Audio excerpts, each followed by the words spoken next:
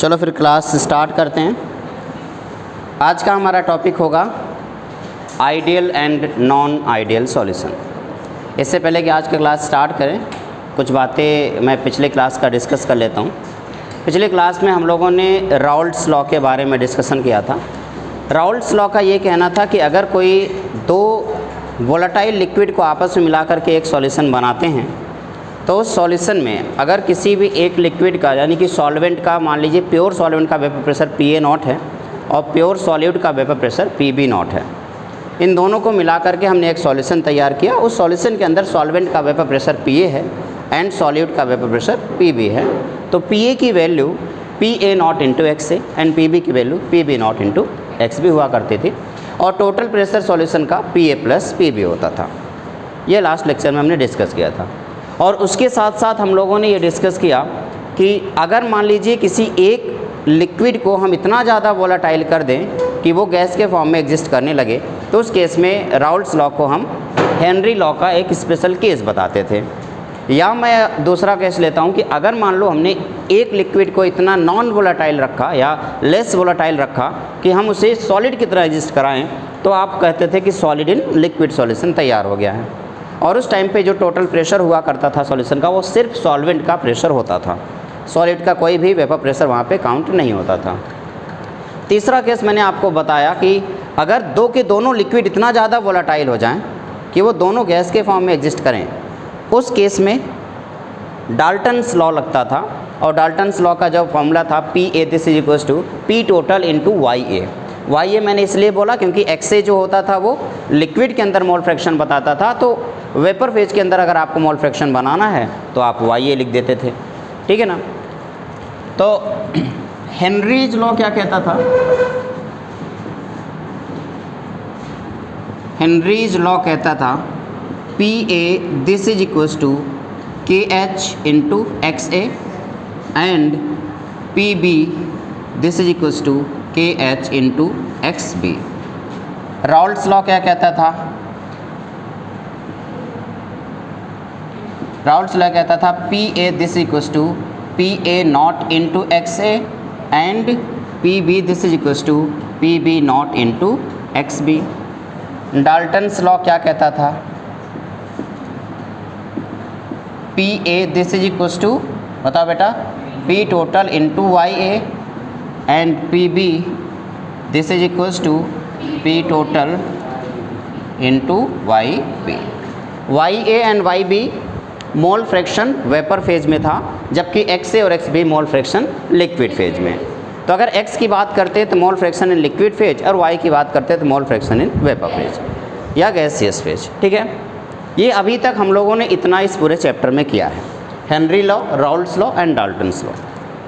आज के लेक्चर में हम ideal and non ideal solution के बारे में डिस्कशन करेंगे, लेकिन इससे पहले कि मैं आइडियल और नॉन आइडियल सॉल्यूशन के बारे में डिस्कस करूं, कुछ सवाल पूछना चाहता हूं, अगर आपकी इजाज़त हो तो। कोई है जो मना करेगा? तो पूछ लेता हूं। कौन बताना चाहेगा आंसर?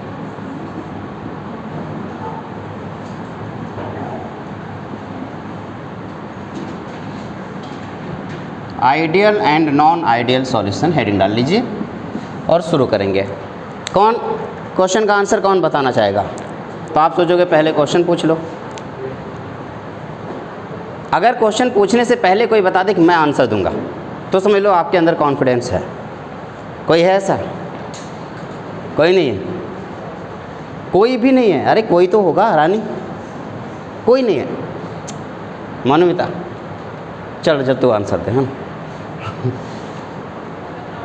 क्वेश्चन पूछूं? अगर मैं 1 लीटर दूध में आधा लीटर पानी मिलाता हूं तो सॉल्यूशन कितने लीटर का बनेगा? 1500 मिलीलीटर यानी कि 1.5 लीटर। कितने लोग कह रहे हैं 1.5 लीटर का सॉल्यूशन बनेगा? यार ये जनरल सा मैथमेटिक्स है ना। चलो 250 मिलीलीटर अल्कोहल में 750 मिलीलीटर वाटर मिलाऊं, सॉल्यूशन कितना बनेगा? 1 लीटर का। ओके 1 लीटर अल्कोहल में 1 लीटर एसीटोन मिलाऊं, सॉल्यूशन कितने का बनेगा? 2 लीटर का। नॉर्मल लोगों को यही लगता है। नॉर्मल लोगों को यही लगेगा कि अगर आप दो लिक्विड को, 1 लीटर एक लिक्विड ए है, 1 लीटर एक लिक्विड बी है, दोनों को आपस मिलाओगे तो टोटल 2 लीटर बनेगा। बट नहीं, ऐसा नहीं होता। 1 लीटर बनेगा नहीं, ये भी नहीं है। जैसे चाय बनाते समय मान लो 2 पानी दोनों यूज किया गया है। जैसे इस चाय के कप में जो भी चाय है, इसमें अप्रॉक्सीमेटली 80 मिलीलीटर की चाय है, 80 मिलीलीटर। इस 80 मिलीलीटर की चाय में आप यकीन नहीं करेंगे तो 75 मिलीलीटर वाटर है और 5 मिलीलीटर दूध।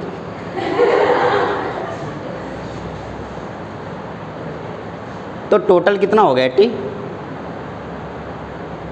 जब आप साइंस के नज़रिए से चीज़ों को देखेंगे, 2 लिक्विड को अगर आप मिला रहे हो और आप सोच रहे हो कि लिक्विड ए और लिक्विड बी को मैंने मिलाया, ए का 1 लीटर बी के 1 लीटर के साथ मिलाने के बाद जो सॉल्यूशन तैयार होगा, जो फाइनल लिक्विड तैयार होगा, वो 2 लीटर का होगा। ये ज़रूरी नहीं है, ये कंपलसरी नहीं है।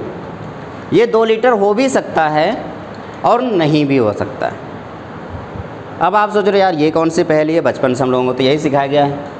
जो यादव लोग होते हैं, दूध बेचने वाले यादव, है कोई? शारिका, तुम्हारे यहाँ दूध बेचा जाता है क्या?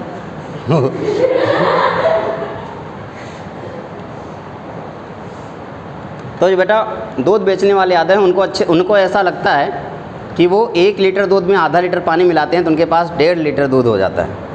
बट ऐसा होता नहीं है। ऐसे होता है? कह रहे हम दूध हम अच्छा, तुमने कोई बेचा नहीं?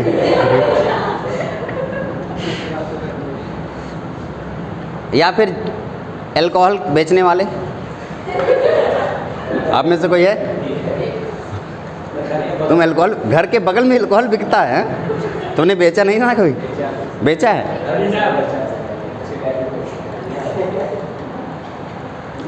सिंपली जो आइडियल वर्ड है इसका यही मतलब होना चाहिए कि अगर 1 लीटर लिक्विड ए को 1 लीटर लिक्विड बी में मिला दिया तो टोटल 2 लीटर होना चाहिए।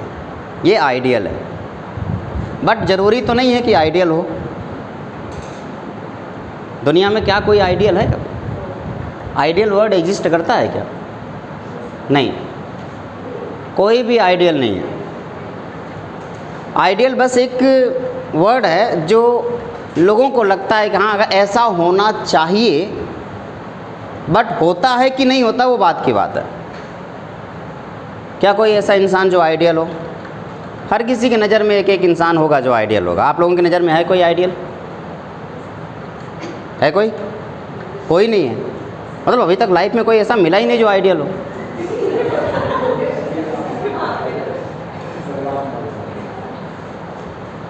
कोई नहीं आइडियल है। इंसानों के तौर पे देखा जाए तो अभी तक चारों युग में एक अकेले इंसान पैदा हुए थे जिनको आइडियल बोला जाता था, पुरुषोत्तम बोला जाता था, और वो हैं श्री रामचंद्र जी। आप में से कोई बीजेपी वाला होगा तो खुश हो गया होगा, रामचंद्र की जय। लेकिन श्री रामचंद्र जी आइडियल थे या नहीं थे, ये अगर वो आइडियल थे तो बहुत सारे लोग उन्हें उसमें से अगर वो आइडियल थे तो उनके डिसीजन हर किसी को पसंद आना चाहिए। बट ऐसा है नहीं, उनके डिसीजन हर किसी को पसंद नहीं आते थे। अच्छा, एक कहानी मैं आपको सुनाता हूँ। राजा रघु का नाम सुना है किसी ने? राजा रघु के वंश के रामचंद्र जी थे, इसीलिए रघुकुल कहा जाता है। राजा रघु से रघुकुल आगे बढ़ा था और उसी रघुकुल में राजा दशरथ पैदा हुए थे, और राजा दशरथ के जो पुत्र हैं वो श्री रामचंद्र जी, इनके बारे में आप जानते हैं। आप लोगों ने सुना हो, रघुकुल रीति सदा चली आई, प्राण जाए पर वचन न जाए। रघुकुल के अंदर ये खास बात थी, अगर उन्होंने जबान दे दिया कि मैं आज 12 बजे क्लास लूँगा, तो भाई साहब 12:01 नहीं होता, 12 बजे पहुँच जाते थे। जबान दे दिया, प्राण जाए पर वचन न जाए। उन्होंने कह दिया कि मैं तुम्हें वचन देता हूँ कि तुम जो मांगोगे मैं दूंगा। उसने जान मांग लिया, देना पड़ेगा क्योंकि उन्होंने वचन दिया है। ऐसे बहुत सारे राजा हैं जिन्होंने वचन दे दिया कि भैया मैंने तुम जो मांगोगे मैं दूंगा, तो अगर उनसे जान मांग ली जाए तो भी अपने गला काट के ऐसे रख देते थे। ठीक है, बहुत सारे एग्जाम्पल हैं। बर्बरीक, जिसे खाटू श्याम जी के नाम से आप जानते हो, वो उनमें से एक थे। कृष्ण जी उनका गला मांग लिए थे तो उन्होंने ऐसे गुरु दक्षिणा में दे दिया था। आपने गुरु दक्षिणा में सिर्फ अंगूठा एकलव्य का सुना होगा। बर्बरीक जैसा इंसान ने अपना गुरु दक्षिणा अपना पूरा का पूरा सर उठा करके दे देता है, और इसे आज खाटू श्याम के नाम से आप लोग जानते हो। तो सवाल ये है, राजा रघु इतने ज़्यादा महान क्यों थे? कहानी सुन के शायद आप लोग ज़्यादा विचलित ना होना। राजा रघु की 7 रानियाँ थीं। पहले के ज़माने में तो ऐसा होता था, आज एक को संभालना मुश्किल होता है लोगों के लिए।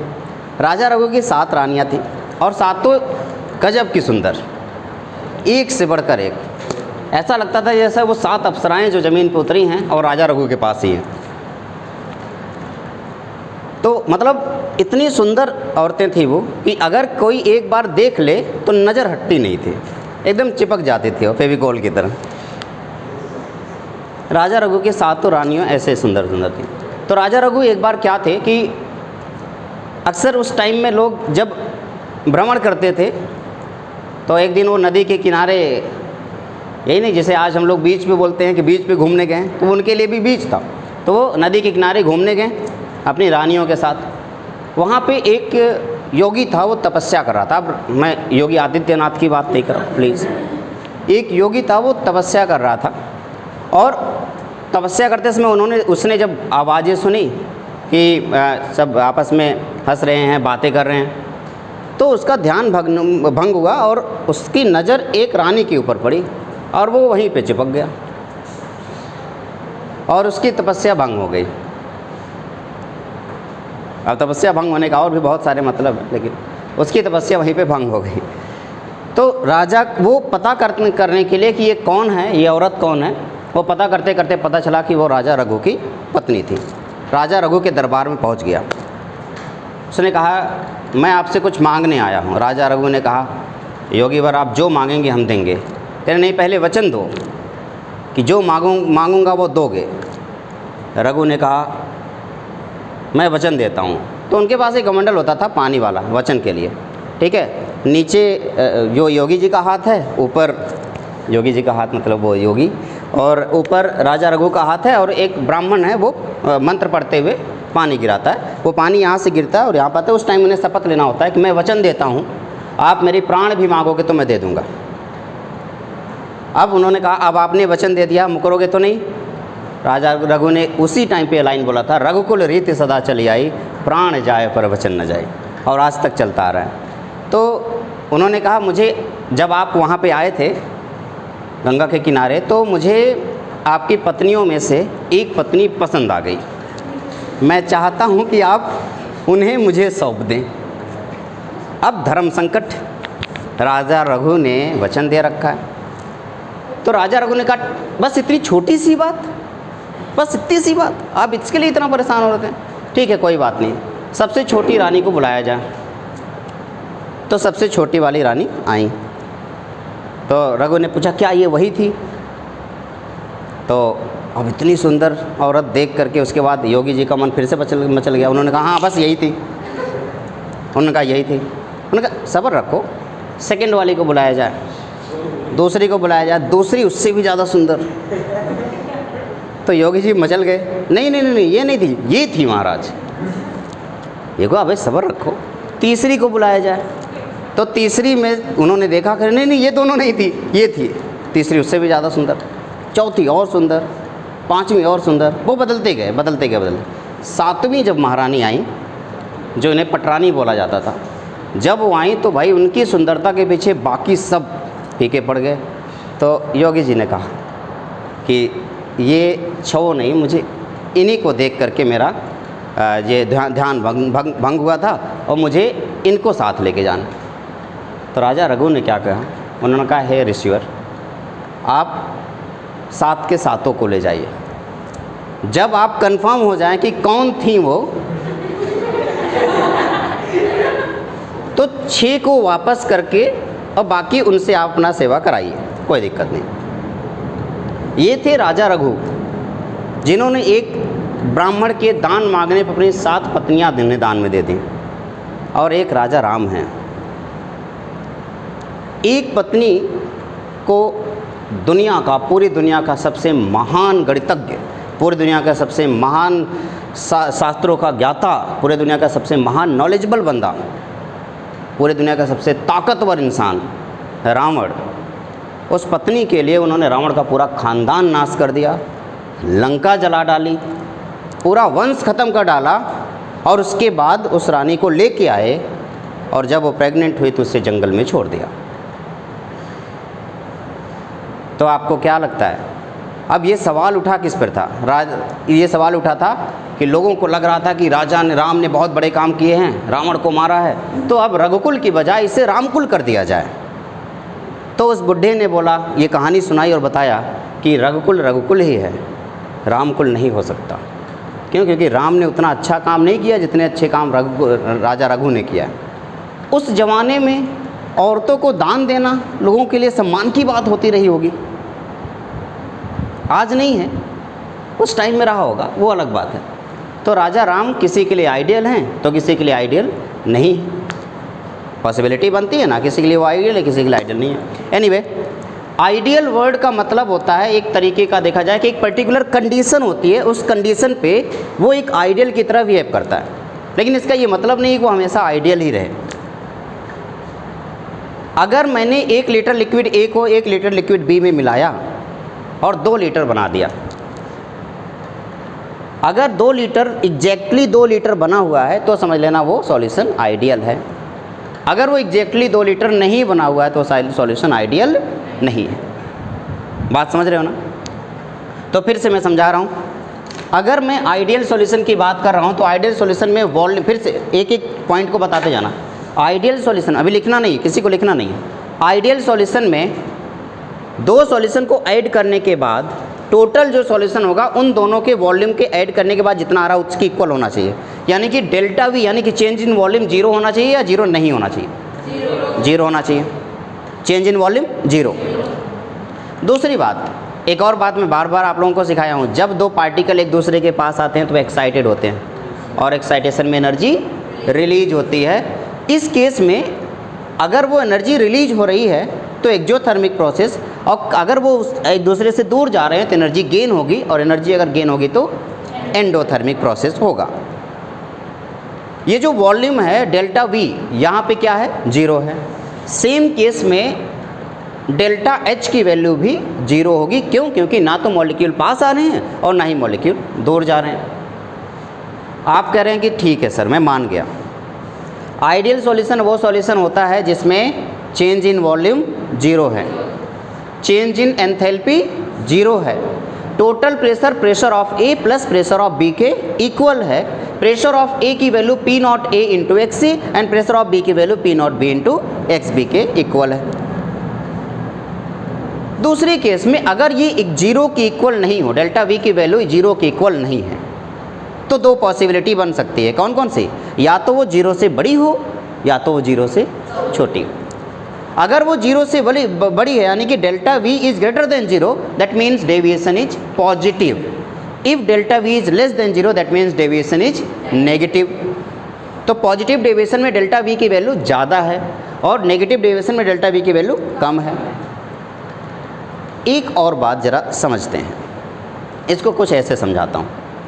एक क्लासरूम में 20 स्टूडेंट हैं जो सिर्फ बॉयज़ की क्लासरूम है, एक दूसरी क्लासरूम है जिसमें 20 गर्ल्स स्टूडेंट हैं, एक बॉयज़ की क्लास एक गर्ल्स की क्लास। बॉयज़ की क्लास जो है 20 स्टूडेंट, सीट लगी हुई है, एक एक सीट पे एक एक स्टूडेंट बैठे हुए हैं। दूसरा, गर्ल्स की क्लास में भी सेम है। अगर मुझे इन दोनों को एक साथ बैठाना है तो मान लीजिए बॉयज़ की जो क्लासरूम है उसका सरफेस एरिया A1 है और गर्ल्स की क्लासरूम का सरफेस एरिया A2 है। जब इन दोनों को एक साथ बैठाना है तो हमें कितने सरफेस एरिया का मिनिमम आपको क्लासरूम चाहिए? आप कहेंगे A1 प्लस A2, यही होना चाहिए, बट ऐसा नहीं है। उसका रीज़न ये है, अब ज़रा देखते हैं। मान लो वो गर्ल्स एंड बॉयज़ जब एक दूसरे के पास आकर के बैठते हैं अल्टरनेट, हो सकता है कि वो दोनों एक दूसरे को जानते हों, और अगर वो दोनों एक दूसरे को जानते, हो सकता है एक दूसरे के दोस्त हों, तो क्लासरूम में जो भी सीट है ना थोड़ी सी पास आ जाएगी बातचीत करने के लिए। टीचर उधर पढ़ा रहा है, इधर बातें चल रही हैं। लेकिन अगर वो दोनों एक दूसरे के दुश्मन हैं तो वही सीट थोड़ी सी दूर चली जाएगी। अरे ये भी बगल बैठा, लाओ मैं इधर कर लेता हूँ। तो सीट के पास आने और सीट के दूर जाने का क्या कनेक्शन, यानी कि मॉलिक्यूल के पास आने और मॉलिक्यूल के दूर जाने का क्या कनेक्शन है। जब दो लिक्विड को एक दूसरे के साथ मिलाओगे तो मान लीजिए एक लिक्विड A है जिसके मॉलिक्यूल के बीच की डिस्टेंस DAA है, एक लिक्विड B है जिसके मॉलिक्यूल के बीच की डिस्टेंस DBB है। जब A और B को मिला दिया जाए तो AB एक सॉल्यूशन तैयार हुआ, इसमें मॉलिक्यूल के बीच की डिस्टेंस AB है। डिस्टेंस कम होना या ज़्यादा होना किस बात पर निर्भर करता है। दुनिया में किसी भी चीज़ की शुरुआत अट्रैक्शन से होती है। तो किस चीज़ को नहीं, अभी तो क्लास स्टार्ट हुआ है, इसके बाद ही खाएंगे 1 घंटा। तो देखें, किसी मॉलिक्यूल के पास आने या दूर जाने के पीछे किसका हाथ है? अट्रैक्शन। अट्रैक्शन ज़्यादा है तो पास पास आएंगे, अट्रैक्शन कम है तो वो दूर दूर जाएंगे। और दूरियां बढ़ने से प्यार कम हो जाता है, अक्सर पता है ये। लॉन्ग डिस्टेंस रिलेशनशिप इसीलिए नहीं चल पाते। अगर आप में से किसी का है तो नहीं, अगर है तो भैया अभी से तोड़ दो, समय अभी हुआ नहीं है। तो अगर ज़रा देख लो, अट्रैक्शन बढ़ा दिया जाए, मान लो दो मॉलिक्यूल के बीच का अट्रैक्शन बढ़ा दिया जाए तो उनके बीच की डिस्टेंस क्या हो जाएगी? कम हो जाएगी। और दो मॉलिक्यूल के बीच का अट्रैक्शन कम कर दिया जाए तो उनके बीच की डिस्टेंस बढ़ जाएगी। अगर अट्रैक्शन बढ़ाया, डिस्टेंस कम हुई तो मॉलिक्यूल पास पास आए, मॉलिक्यूल पास पास आए तो जो वॉल्यूम है क्या वो कम होगा या ज़्यादा? कम हो गया। फिर से अट्रैक्शन फोर्स बढ़ गया, मॉलिक्यूल पास पास आ गए, मॉलिक्यूल के पास पास आने की वजह से टोटल जो वॉल्यूम था वो थोड़ा सा कम हो गया होगा। अगर वॉल्यूम कम हो गया तो इसका मतलब नेगेटिव डेविएशन। अगर किसी भी रीजन से अट्रैक्शन कम हो गया तो डिस्टेंस बढ़ जाएंगी, डिस्टेंस बढ़ जाएंगी तो मॉलिक्यूल दूर दूर चले जाएंगे। अगर मॉलिक्यूल दूर दूर चले जाएंगे तो वॉल्यूम बढ़ जाएगा, वॉल्यूम बढ़ जाएगा तो पॉजिटिव डेविएशन। क्या क्लियर हो गया पॉजिटिव या नेगेटिव डेविएशन? तो हेडिंग डालेंगे आइडियल सॉल्यूशन और इसमें लिखेंगे solution which obey Raoult's law, solution which obey Raoult's law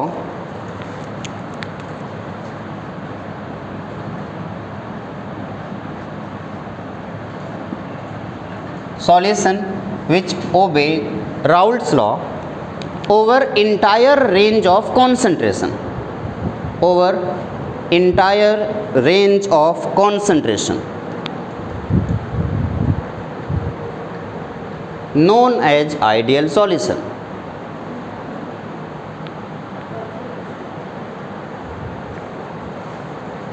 आपने फेयर कॉपी नहीं बनाई? बनाई है पर लेट ज्वाइन किया था तो अभी थोड़ा ही काम। Over entire range of concentration known as ideal solution. Clear है? ठीक है। अब आइडियल सॉल्यूशन की बात हुई है तो सबसे पहले दो बातें ध्यान देंगे। मान लीजिए ए आपका बाइनरी सॉल्यूशन, अगर मैं आपसे कहूँ बाइनरी सॉल्यूशन है तो बाइनरी सॉल्यूशन में बेटा सॉल्वेंट कितने होते हैं और सॉल्यूट कितने होते हैं? ए मान लो सॉल्वेंट हो गया और बी आपका सॉल्यूट हो गया। ठीक है, तो इसमें अट्रैक्शन फोर्स या इंटरमॉलिक्यूलर अट्रैक्शन,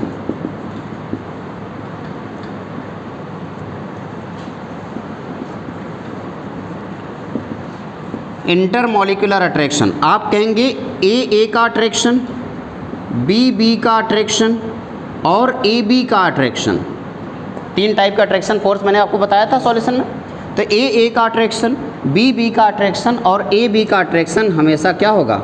बराबर होगा। आइडियल सॉल्यूशन में क्या होगा?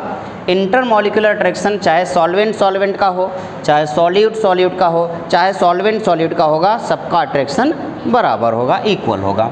अच्छा, अट्रैक्शन बराबर है तो इंटरमॉलिक्यूलर डिस्टेंस भी बराबर होगा।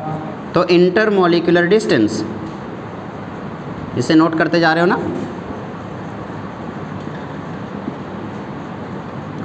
जल्दी से बताओ, इंटरमॉलिक्यूलर डिस्टेंस को अगर DAA से रिप्रेजेंट करूं, इसको DBB से रिप्रेजेंट करूं और इसको DAB से रिप्रेजेंट करूं, तो बताओ सबसे ज़्यादा सब इक्वल होंगे। वेरी गुड, सबकी डिस्टेंस इक्वल होगी। और इस केस में फर्स्ट पॉइंट था, ये सेकंड पॉइंट था, ये आपका थर्ड पॉइंट। आपको पता है डेल्टा V की जो वैल्यू होती है V final minus V initial होती है। इस केस में अगर डिस्टेंस चेंज नहीं हुआ है तो क्या V final this is equal to V initial, और इस केस में अगर V फाइनल V इनिशियल के इक्वल हो जाए तो डेल्टा V मिक्सिंग की वैल्यू क्या हो जाएगी, 0। Very good. एक और फार्मूला आपको पता है, डेल्टा H की वैल्यू होती है H final minus H initial. इस केस में H फाइनल की वैल्यू H इनिशियल की इक्वल होगी। इसका मतलब डेल्टा H मिक्सिंग की वैल्यू क्या हो जाएगी, 0। क्लियर है ना। और कुछ बातें आपको याद है, P टोटल किसके इक्वल होता है, PA प्लस PB के इक्वल होता है। और मैं यहाँ पे बताऊँ PA की वैल्यू किसके इक्वल होती है, आपने कहा PA नॉट इंटू XA की इक्वल होती है। इसी तरीके से PB की वैल्यू किसकी इक्वल होगी बेटा, PB नॉट इंटू XB की इक्वल होगी। क्या ये बात क्लियर हो गई, कोई दिक्कत परेशानी तो नहीं है। अब आप सोच रहे हो सर लगे हाथ इसका एग्जाम्पल भी दे देते तो मज़ा आ जाता। लो ले लो, इसका एग्जाम्पल ले लो। देखो, दो ऐसे मॉलिक्यूल को आपस में मिलाओ जो जिनका नेचर सेम हो, यानी कि जिनका फंक्शनल ग्रुप सेम हो, वो हमेशा आइडियल सॉल्यूशन बनाएंगे। जैसे दो हाइड्रोकार्बन को आपने आपस में मिला दिया तो उससे हमेशा सॉल्यूशन आइडियल होगा। जैसे हरियाणा से मैं 1 गिलास पानी उठाऊं, यूपी से 1 गिलास पानी उठाऊं, दिल्ली में ला के मिला दूं, तो जो पानी होगा वो कितने गिलास बनेगा, भैया है तो पानी ही, दोनों तो पानी ही है ना, तो टोटल कितना बनेगा, 2 गिलास बनेगा। तो ये आइडियल सॉल्यूशन है। यानी कि अगर मैं आपसे कहूँ कि मैंने कहीं से हेप्टेन ले लिया और कहीं से ऑक्टेन ले लिया, तो हेप्टेन और ऑक्टेन दोनों क्या हैं, हाइड्रोकार्बन। अब दोनों सेम फंक्शनल ग्रुप है, हाइड्रोकार्बन दोनों हैं, तो दोनों को मिलाने के बाद सॉल्यूशन आइडियल बनेगा। लेकिन अगर मैं कहूँ एक एल्कोहल ले लूँ और एक वाटर ले लूँ, क्या अब आइडियल बनेगा, नहीं, अब आइडियल नहीं बनेगा, क्योंकि दोनों का नेचर बदल गया, दोनों के अंदर फंक्शनल ग्रुप बदल गए। तो इसका एग्जाम्पल में एक नोट पॉइंट लिख लेंगे।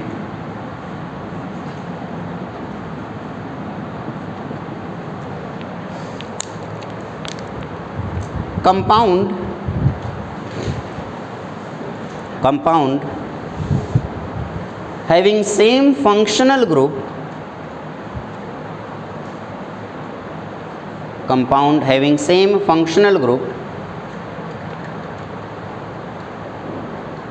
mixed and form ideal solution।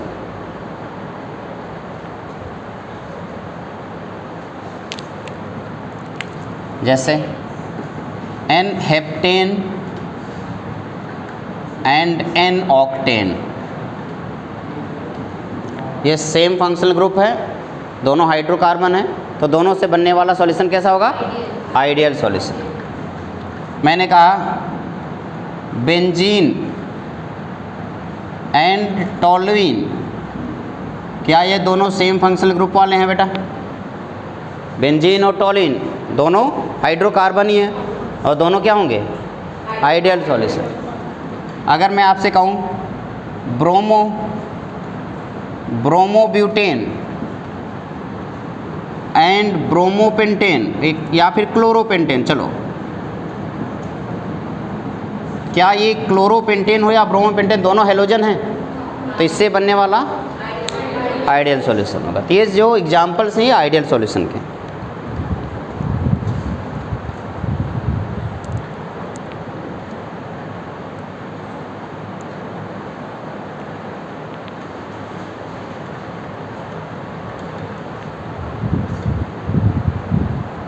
Next होगा हमारा नॉन आइडियल सॉल्यूशन। ये नोट कर लिया, आराम से नोट कर लीजिए।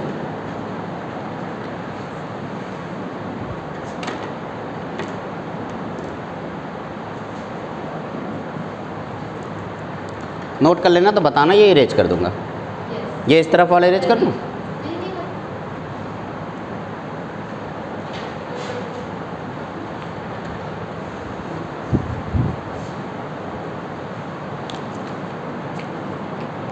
सब ठीक है? परेशान लग रहे हो तुम? नहीं नहीं, कुछ तो बात है।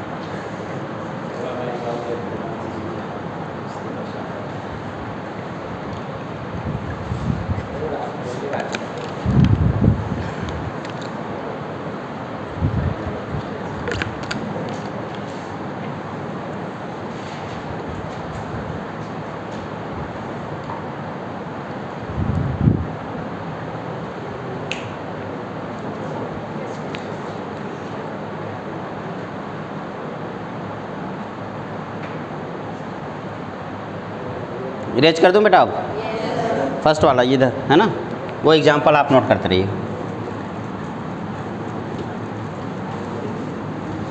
अब हम किसके बारे में डिस्कस करने वाले हैं? तो जल्दी से मुझे बता दो, नॉन आइडियल सॉल्यूशन का डेफिनेशन क्या आप लोग लिख लोगे? चलिए लिख लीजिए।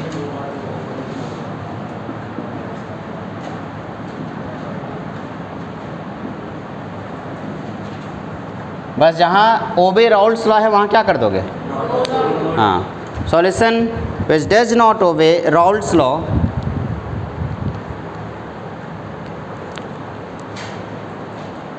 over the entire range of concentration. Solution which does not obey Raoult's law over the entire range of concentration, called non-ideal solution. Non-ideal solution है, इसका मतलब इस केस में डेल्टा वी की वैल्यू जीरो होगी क्या? यानी कि इस केस में डेल्टा वी मिक्सिंग की वैल्यू जीरो तो नहीं होगी, या डेल्टा एच मिक्सिंग की वैल्यू भी जीरो तो नहीं होगी। सवाल ये है कि अगर जीरो नहीं होगी तो क्या होगा? या तो ज़्यादा हो सकता है या तो कम हो सकता है। इस बेस पे नॉन आइडियल सॉल्यूशन को दो पार्ट में डिवाइड किया गया, पॉजिटिव डेविएशन और लिखेंगे। There are two types of non-ideal solution. Solution show positive deviation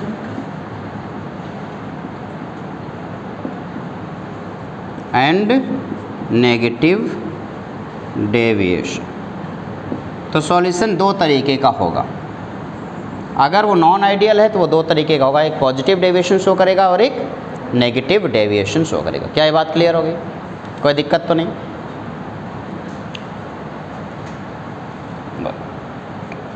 ideal solution के लिए ग्राफ आपको बनाया गया था, राउल्ट्स लॉ वाला जो ग्राफ है वो आइडियल सॉल्यूशन का ग्राफ है। लेकिन अगर नॉन आइडियल सॉल्यूशन है तो दो चांसेस हो जाएंगे। सबसे पहले मैं बात करता हूँ पॉजिटिव डेविएशन वाला।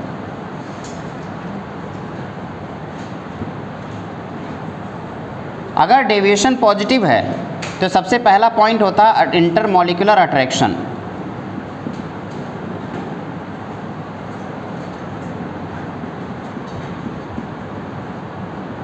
सबसे पहला होता है इंटरमॉलिक्यूलर अट्रैक्शन। क्या इस बार इंटरमॉलिक्यूलर अट्रैक्शन सेम होगा बेटा? किस ज़्यादा होगा या कम होगा? कम होगा। किसका? सॉल्वेंट और सॉल्यूट का इंटरेक्शन कम होगा as compare to solvent and very good.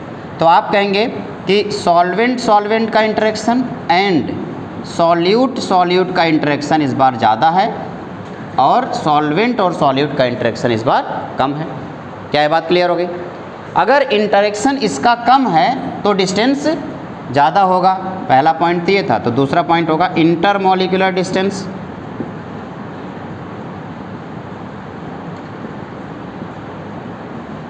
Intermolecular distance में आप कहेंगे DAA and DBB is less than DAB।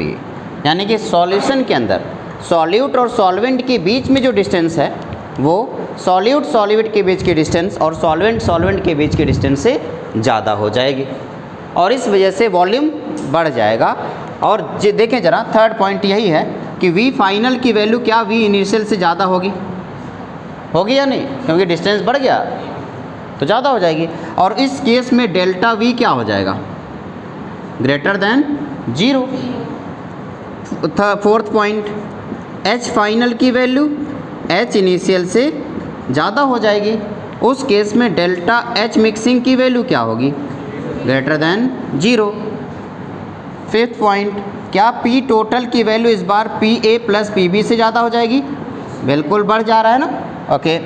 Sixth point, PA की जो वैल्यू है वो PA नॉट इंटू XA से ज़्यादा हो जाएगी और PB की जो वैल्यू है वो PB नॉट इंटू XB से ज़्यादा हो जाएगी। सब कुछ बढ़ जाएगा सिर्फ एक ही चीज़ के कम होते ही, और वो क्या है?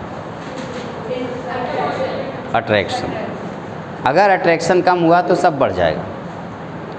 आप लोग का भी अट्रैक्शन अगर कम हो तो नंबर भी बढ़ने के चांसेस ज़्यादा रहते हैं। दोबारा बताऊं? तुम पहले ये बता दो कि तुम खो कहाँ जाते हो। नहीं, कुछ तो है बेटा जो छुपा रहे हो तुम, है ना? क्या हुआ? फोटो खींच तो यार। सर आज सर चले गए और टाइम से छुट्टी रहेगी। टाइम से छोड़ दूंगा।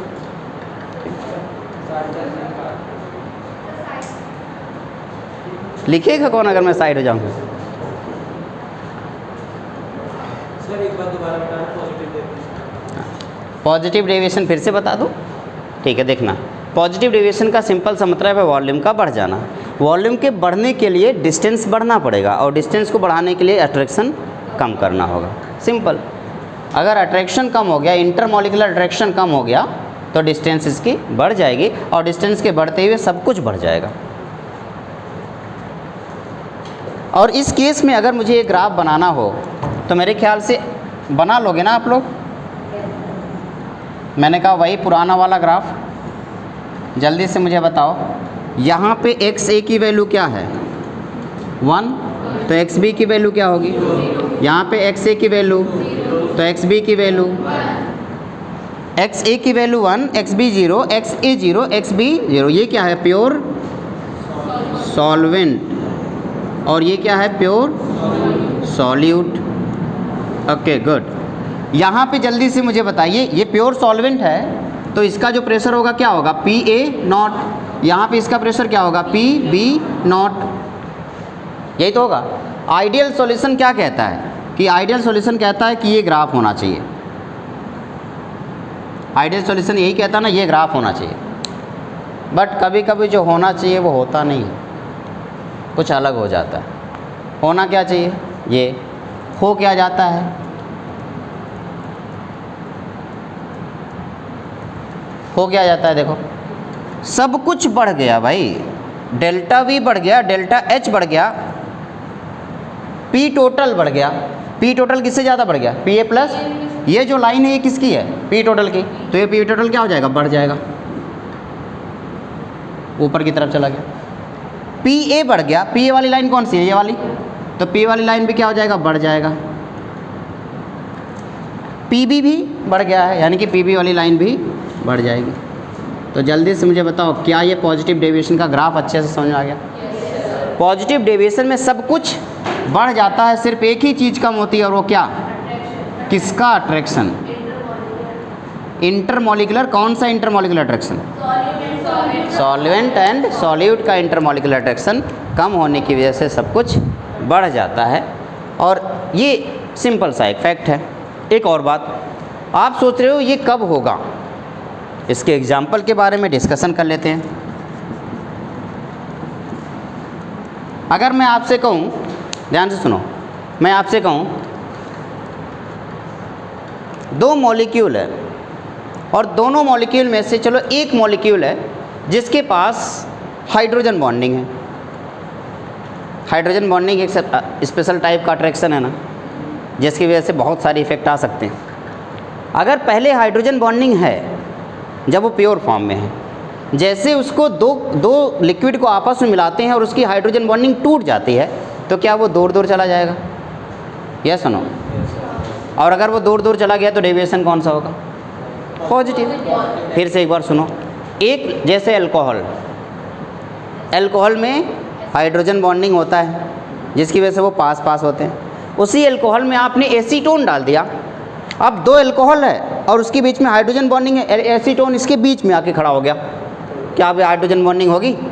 अब वो हाइड्रोजन बॉन्डिंग टूट गई। हाइड्रोजन बॉन्डिंग की टूटने की वजह से मॉलिक्यूल दूर दूर चला गया और मॉलिक्यूल के दूर जाने की वजह से डेविएशन पॉजिटिव हो गया। क्लियर या नहीं?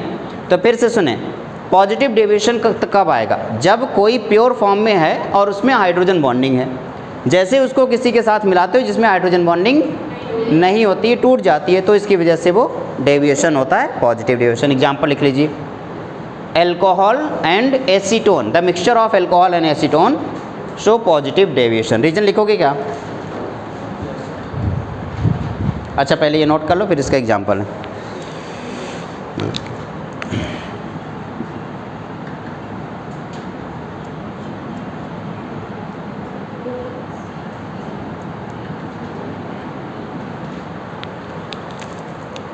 तो एल्कोहल एंड एसीटोन का जो मिक्सचर होगा बेटा, वो बताओ पॉजिटिव डेविएशन या नेगेटिव डेविएशन?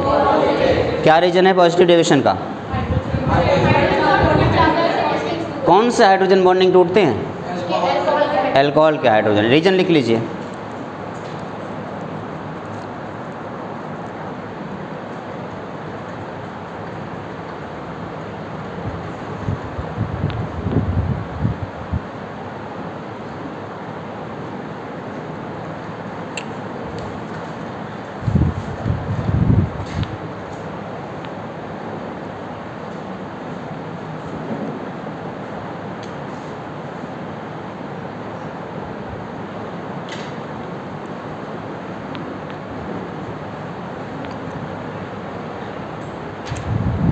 डन, आगे बढ़ूं? अब बताओ कौन सा डेविएशन, पॉजिटिव या negative? Negative deviation. Positive deviation हो गया, अब हम बात करेंगे नेगेटिव डेविएशन।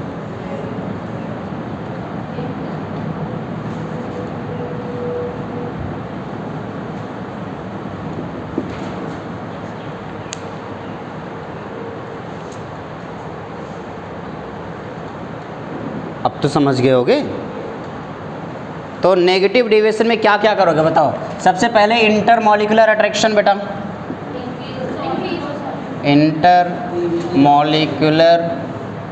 अट्रैक्शन बढ़ जाएगा या कम हो जाएगा? यानी कि ए और एंड बी का अट्रैक्शन, और साथ में अगर आप ए बी का अट्रैक्शन देखोगे तो ए बी का अट्रैक्शन ज़्यादा होगा ए और बी के कंपेयर में।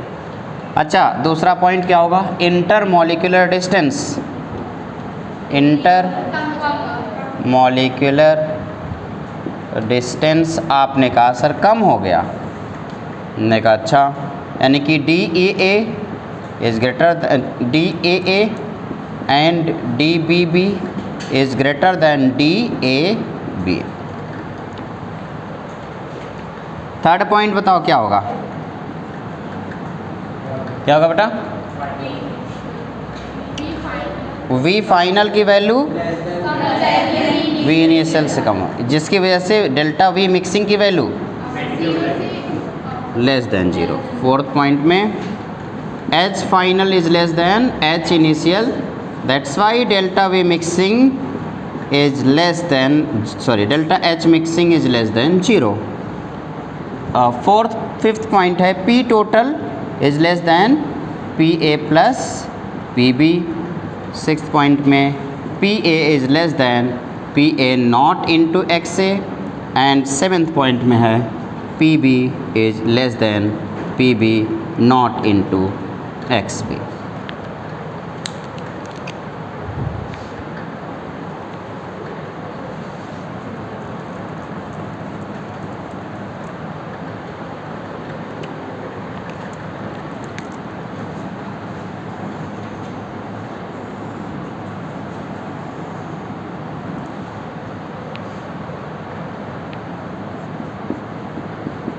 XA equals to 1, XB equals to 0, XA equals to 0, XB equals to 1. This is pure solvent. This one is pure solute. For pure solvent there is the pressure called PA naught, and for pure solute the pressure is PB naught. क्या होना चाहिए? Ideal solution के case में तो ये होना चाहिए था, लेकिन कभी कभी जो होना चाहिए वो नहीं होता, बताओ क्या होगा?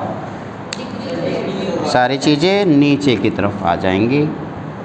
पी टोटल कम हो गया, पी बी की वैल्यू कम हो गया, पी ए की वैल्यू कम हो गया। डेविएशन कौन सा हो गया? Negative deviation.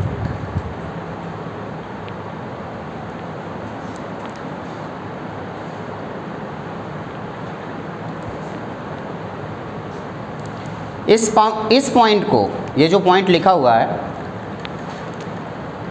अगर मैं सेम यही ग्राफ आपसे बोल देता कि मेरे पास क्लोरोफॉर्म है और यही ग्राफ मुझे क्लोरोफॉर्म और एसीटोन को मिक्स करके बनाना है, तो क्या ये वाला ग्राफ आता या ये वाला ग्राफ आता?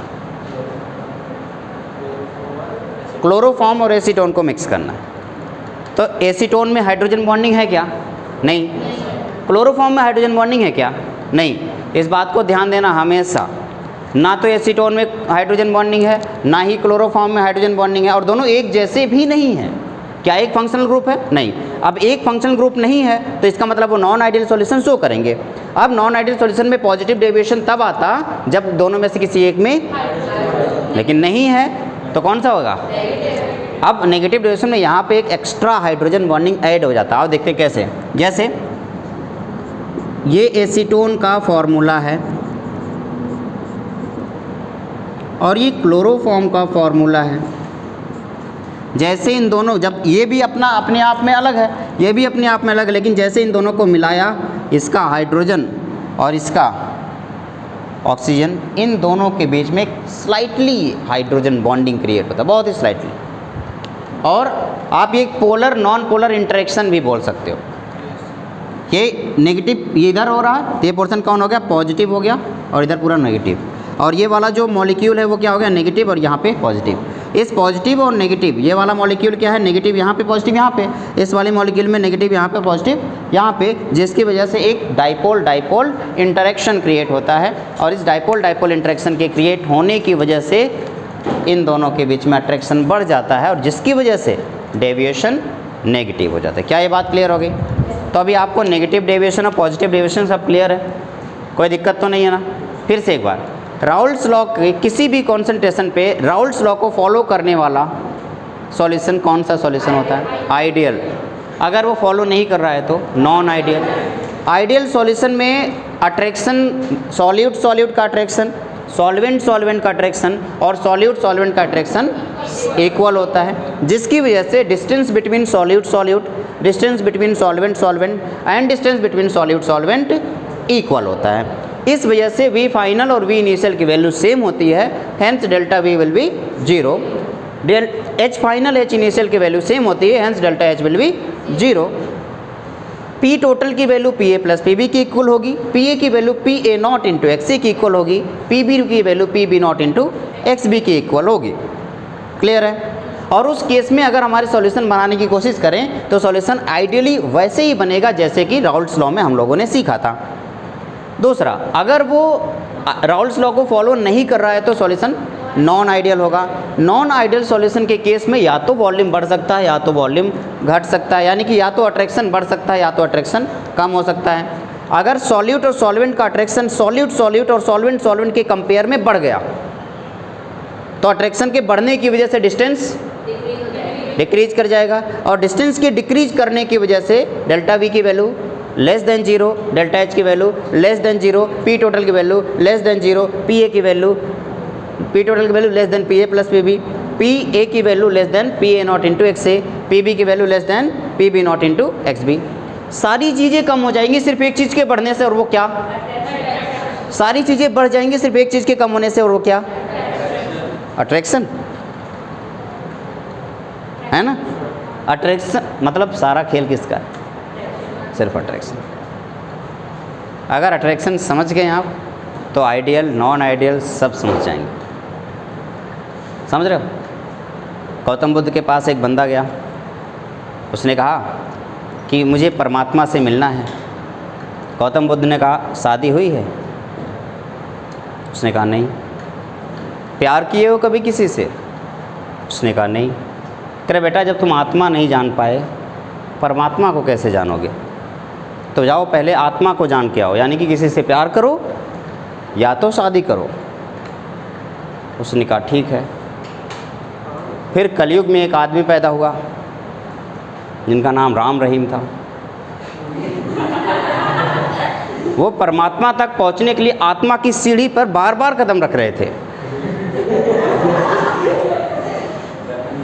लेकिन तब तक बीजेपी वालों ने उन्हें मोक्ष की प्राप्ति होने से पहले ही कटघरे में डाल दिया। बताओ क्या गलती थी बेचारे, वो आत्मा को पहले जान रहा था ना। लेकिन अब क्या, तो ये नोट कर ले, आत्मा और आत्मा परमात्मा की बात बाद में करेंगे। फिलहाल आइडियल और नॉन आइडियल सॉल्यूशन हमें अच्छे से क्लियर हो गया।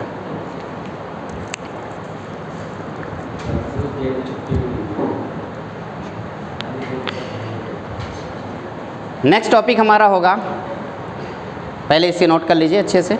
इसका एग्जाम्पल दे दिया, ठीक है, सबके एग्जाम्पल मिल गए ना आपको। नेक्स्ट टॉपिक हमारा होगा एजियोट्रॉपिक मिक्सचर।